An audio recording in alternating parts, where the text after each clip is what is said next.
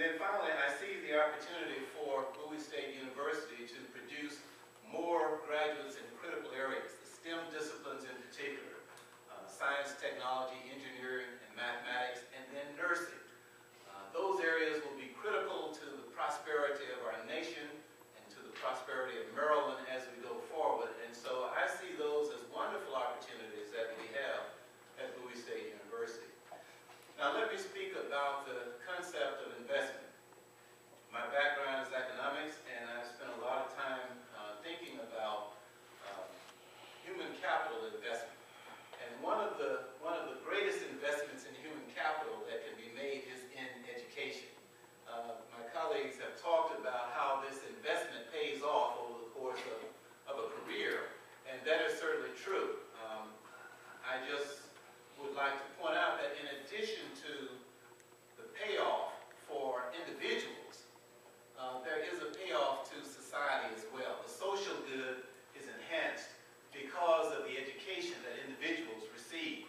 And so we should not lose sight of that fact, because oftentimes people, in making decisions about tuition levels or making decisions about state support for higher education, will say, well, let those who are benefiting be the ones who pay and pay a greater share of the burden of their education.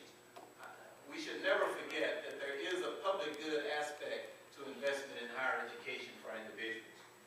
Now, focusing on some of the things that we will need to do at Bowie State University and in the state of Maryland, if we are to maximize the possibility of achieving economic prosperity for Maryland citizens.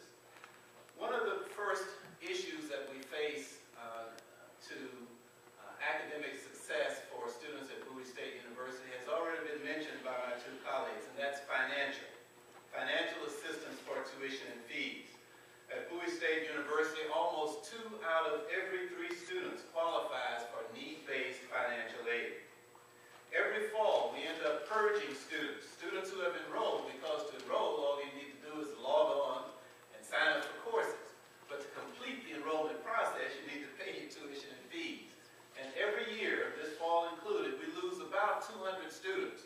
Those who clearly would like to go, who've taken the steps to register, but in the final analysis can't pay the tuition and fees. And so of a freshman class of 650 or 700 students, it could have been 200 students more, because we had to purge them from the rolls because of non-payment. And then finally, I'll mention that a little more than a fourth of our students indicate when they withdraw from the institution. We do a poll to ask them, why are you withdrawing? A little more than 25% of them say for financial reasons.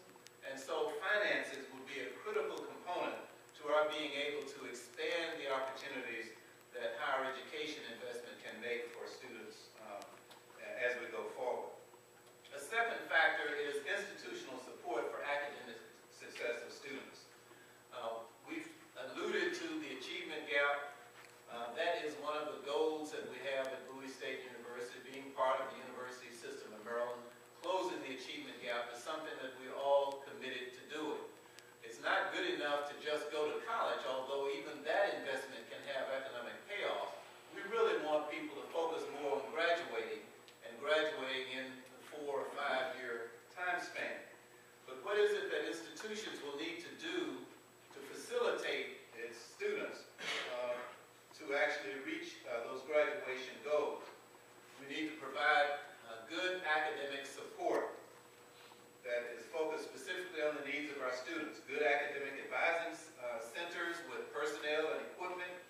We need automated tracking systems. We need well-funded tutoring programs. We need a fully funded summer bridge program.